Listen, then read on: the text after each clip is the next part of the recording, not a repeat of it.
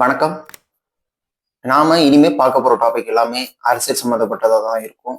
Plus நம்ம மக்கள் களத்துக்கு போயிட்டு, மக்கள் மன்றத்துக்கு போயிட்டு, அவங்க என்ன எந்த மாதிரியான நிலைப்பாட்டுல இருக்காங்க, எந்தெந்த கட்சியை சார்ந்து இருக்காங்க, எந்தெந்த கட்சிக்கு எந்தெந்த மாரியான ஆ இவங்களுடைய திங்கிங் அந்த கட்சி மீதான அதிருப்தியா, இல்ல அந்த கட்சி மீதான நல்ல விஷயங்கள் இருக்கா மக்களுக்கு அப்படிங்கிறத நம்ம கடந்த வாரங்களா பார்த்துட்டு இருந்தோம்.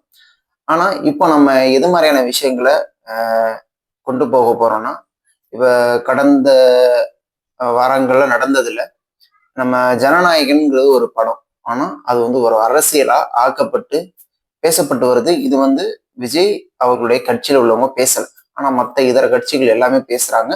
ஆனா, ஜனநாயகன் வெளியாகறதுக்கு காரணம் ஒரு அரசியல் தான், அப்படிங்கிற ஒரு விஷயத்த எல்லாருமே கூறிக்கிட்டு இருக்காங்க. அத பத்தின பதிவு தான் இப்ப நம்ம பார்க்க போறோம். வாங்க இந்த பதிவுக்குள்ள போகலாம்.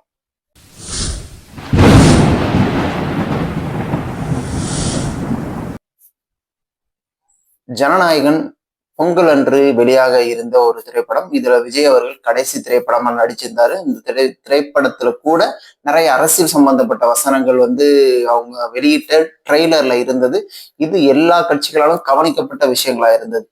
இப்போ இது ஒரு காரணமா சென்சார் போர்டு வந்து இதை நிறுத்துறதுக்கு அப்படின்னு நம்ம பார்க்கும் பொழுது, ஓகே, இது ஒரு காரணம்னு சொன்னா கூட, ஆனா விஜய் அவர்களுடைய கடைசி படம் வந்து இந்த காலகட்டத்துல ரிலீஸ் ஆகுறது அவருக்கு பெரிய உறுதுணையா இருக்கும் அப்படிங்கிற காரணத்துக்காக அதை ஸ்டாப் பண்ணியிருக்காங்களா, இல்ல அது கூட வந்த பராசக்தி ஏன் ரிலீஸ் ஆனிச்சு, பராசக்தியோட பின்னணி என்ன, அதோட கதை என்ன அப்படின்னு நம்ம பார்த்தோம்னா, பராசக்தி ரிலீஸ் ஆனதுக்கும் ஒரு காரணம் இருக்கு, ஜனநாயகன் ரிலீஸ் ஆகாம போனதுக்கும் ஒரு காரணம் இருக்கு. அது என்ன காரணம்னா, பராசக்தியோட கதைக்களம் என்ன அப்படின்னு சொன்னோம்னா, காங்கிரஸார மொழி திணிப்புக்கு வந்தவங்கள டிஎம்கே ஆட்சியில் உள்ளவங்க எதிர்த்தாங்க அப்படிங்கிற ஒரு கான்செப்டை அந்த பராசக்தியில வச்சிருப்பாங்க.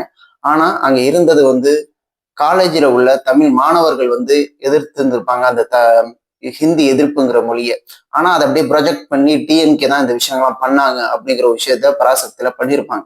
அப்படிங்கும் பொழுது அது வந்து டிஎம்கேக்கு கொஞ்சம் ஹைப் கொடுக்கும் அப்படிங்கிறதுக்காக, அது மட்டும் இல்லாம பாஜக இல்லை, அதுல காங்கிரஸ் இருக்கு அப்படிங்கிற ஒரு காரணத்துக்காக அதுல வந்து ரிவிஷன் கமிட்டிக்கு போயிட்டு அந்த படம் ரிலீஸ் ஆனிச்சு.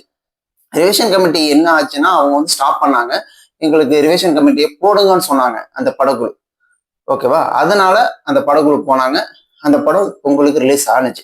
ஆனா ஜனநாயகம் ரிலீஸ் ஆகாம இருக்கிறதுக்கு காரணம் என்னன்னா, அந்த படம் என்னதான் இருந்தாலும் நிறைய கருத்துக்களை அந்த படம் கண்டிப்பா பேசி இருக்கும். அதற்கு தான் அந்த படத்தை ஸ்டாப் பண்ணியிருக்காங்க. ரெண்டாவது, விஜய்க்கு தேவையான நெருக்கடியை கொடுக்கணும். ஏன்னா இப்போ தேர்தல் வரப்போது, அவருக்கு இந்த படத்து மூலம் நெருக்கடி கொடுத்தா அவரால் ஒரு சிறப்பாக செயல்பட முடியாது அப்படிங்கிற ஒரு காரணத்துக்காக இது மாதிரியான நெருக்கடியை அவர் கொடுக்குறாங்க. ரெண்டாவது, ஏடிஎம்கே அண்ட் பிஜேபி கூட்டணியில விஜய் அவர்கள் வருவதற்கான வாய்ப்புகள் நிறைய இருக்கும் அப்படிங்கிற விஷயங்கள் நிறைய பேர் சொல்லிட்டே வந்தாங்க. ஆனா விஜய் அவர்கள் அவங்களுடைய ஒரு மீட்டிங்ல சொன்னாரு, எந்த அழுத்தத்துக்கும் நான் அப்பாற்பட்டவன், எந்த அழுத்தத்துக்கும் நான் அப்பாற்பட்டவன், அந்த எந்த அழுத்தமும் எனக்கு என்ன பாதிக்காது, அந்த அழுத்தம் எல்லாமே மக்களுக்கு தான் அப்படிங்கிற ஒரு விஷயத்த அவர் கன்வே பண்ணிட்டு, பிஜேபிக்கு பயந்திருக்காருன்னு சொன்ன அந்த விமர்சனத்துக்கு பதிலாக தான் அந்த விஷயத்தை அவர் சொல்லியிருப்பார் விஜய் அவர்கள்.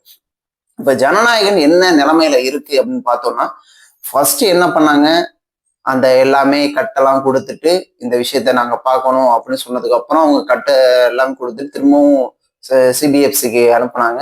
சிபிஎஃப்சி என்ன பண்ணாங்க, காலதாமதம் படுத்தி இந்த விஷயத்த வந்து நாங்க ரிவிஷன் கமிட்டிக்கு அனுப்பணும் அப்படிங்கிற ஒரு முடிவை காலதாமதம் கழிச்சு சொன்னாங்க. அதாவது ரிலீஸ் கிட்ட வந்து சொன்னதும் இவங்களுக்கு வந்து அவங்களுக்கு ஜனவரி அந்த பொங்கலுக்கு கண்டிப்பா ரிலீஸ் ஆகணும் அப்படிங்கிறதுக்காக கோர்ட்டு போனாங்க. அங்க கோர்ட்டு போனா கோர்ட்டு வந்து சீக்கிரம் எல்லாமே முடிச்சு விட்டுருவாங்க அப்படின்னு பார்த்தா, கோர்ட்டு போயிட்டு அவங்க வந்து சென்சார் போர்டு கொடுங்க அப்படின்னு சொல்லி தனிநபர் ஆணையம் வந்து அறிவிச்சாங்க.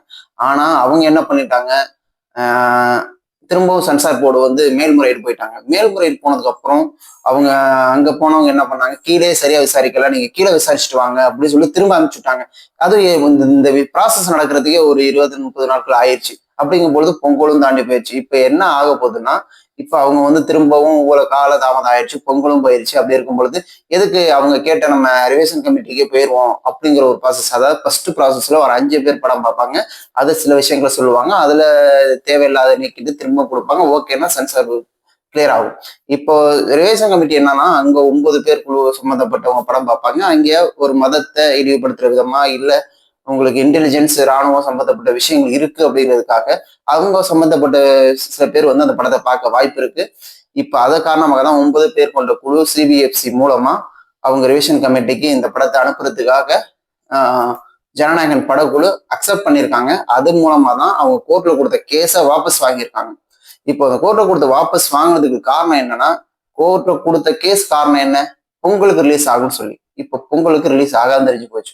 அப்படி இருக்கும்போது இவங்க ரிவிஷன் கமிட்டிக்கு போயிட்டே வரட்டும் அப்படிங்கிற ஒரு இதுக்கு அந்த கம்பெனி ப்ரொடக்ஷன் வந்திருக்காங்க. ஏன்னா அந்த இதுல வந்து விஜய் அவர்கள் தலையிடலை. கம்பெனி ப்ரொடக்ஷன் தான் இதை ஃபுல்லாவே பார்த்துக்கிட்டு இருக்காங்க. ஏன்னா விஜய் அவர்கள் வந்து அவர் கட்சி ஓரியன்டா தான் போயிட்டு இருக்காரு. ஆனா மற்ற எல்லா கட்சிகளும் ஜனநாயகனையும் பாவைக்காவும் இன்க்ளூட் பண்ணியே பாக்குறாங்க. அப்படி கிடையாது. அது வந்து எதிர்கட்சிகள் பண்ற வேலை. ஆனா கேவின் ப்ரொடக்ஷன் எப்படி இருக்காங்க, எனக்கு ரிவிஷன் கமிட்டிக்கு போயிட்டே வரட்டும், இந்த படத்தை ரிலீஸ் ஆகி, ஏன்னா அவங்க பணம் போட்டா அவங்க வழி அவங்களுக்கு தான் தெரியும். அப்படி இருக்கும் பொழுது அவங்களுக்கு படம் ரிலீஸ் ஆகி ஆனா ஓகே அப்படிங்கிற ஒரு மைண்ட் செட்டுக்கு வந்திருக்காங்க. இப்ப என்னாச்சுன்னா, இப்போ சப்போஸ் இப்போ ரிவிஷன் கமிட்டிக்கு போயிட்டு அங்க சரியில்லைன்னு சொல்லிட்டு அவங்க அப்ரூவல் கொடுப்பாங்களா இல்ல மாட்டாங்களா அப்படிங்கிற ஒரு கொஸ்டின் இருக்கு. திரும்ப அதுல ஒருத்தவர் திரும்ப தடை கேட்டு திரும்பவும் இன்னொரு ரிவிஷன் கமிட்டி இல்லை, நிறைய ப்ராசஸ் வேற இருக்கு. இப்போ அவங்க எல்லாம் பார்த்து இதை சரி பண்ணணும் அப்படின்னு சொல்லிட்டு, அதாவது அவங்க முடிவு செய்யறது என்ன வேணா பண்ணலாம் அப்படிங்கிற மாதிரி ஒரு கட்டத்துல வந்திருக்கு. அப்படிங்கும் பொழுது அதுல வந்து பிஜேபி இன்வால்வ்டு இருக்கு. அப்படி எல்லாருமே இந்த விஷயத்த பார்த்தாங்கன்னா இந்த படம் இப்ப ரிலீஸ் ஆகாது. சப்போஸ் ரிலீஸ் பண்ணிக்கலாம் அப்படின்னு சொல்லி சென்சார் கொடுத்தாலுமே அது கேவின் ப்ரொடக்ஷன் வந்து ஒரு ரிலீஸ் டேட்டை ப்ராப்பரா ரிலீஸ் டேட்டை அறிவிக்கணும். அந்த ரிலீஸ் டேட்டை அவங்க அறிவிப்பாங்களா மாட்டாங்களாங்கிறது நம்ம பொறுத்து தான் பார்க்கணும். ஏன்னா எல்லா மாநிலத்திலையும் ஒரு ரிலீஸ் பண்ணணும். அப்படி இருக்கும் பொழுது ரிலீஸ் டேட் கரெக்டா லாக் ஆகணும். அப்படி லாக் ஆகலைன்னா அதுவுமே டிலே ஆகும். அதுக்கப்புறம் சில விஷயங்கள் தேர்தல் நடத்தை விதிமுறை வந்து இப்ப அமலுக்கு வரும். அதாவது 2, 3, 4வது வாரத்துல வந்துடும். அப்படி இருக்கும் பொழுது இது வந்து ஒரு டிவிக்கு சாதகமா அமையும் இந்த படம் அப்படிங்கிறது வந்து இந்த படத்தை வெளியிடக்கூடாதுன்னு தேர்தல் ஆணையமே சொல்லிடும். அதுக்கப்புறம் இந்த படம் ரிலீஸே ஆகாது. கண்டிப்பா தேர்தல் முடிஞ்சுதான் ரிலீஸ் ஆகும். இந்த படம் ரிலீஸ் ஆகுறது விஜய் கையில இல்லை, அவங்க சென்சார் போர்டு கையில தான் இருக்கு. ஏன்னா அவங்க நினைச்சா ரிலீஸ் பண்ண வாய்ப்பு இருக்கு, இல்லைன்னா வாய்ப்பு இல்லை. இப்ப வாபஸ் பெற்றதுக்கான காரணம் இவங்க வந்து ரிவிஷன் கமிட்டிக்கு ஓகே சொல்லியிருக்காங்க. அதனால ஆல்ரெடி கொடுத்த கேஸை வாபஸ் பெற்றுட்டு வந்துட்டாங்க. நன்றி.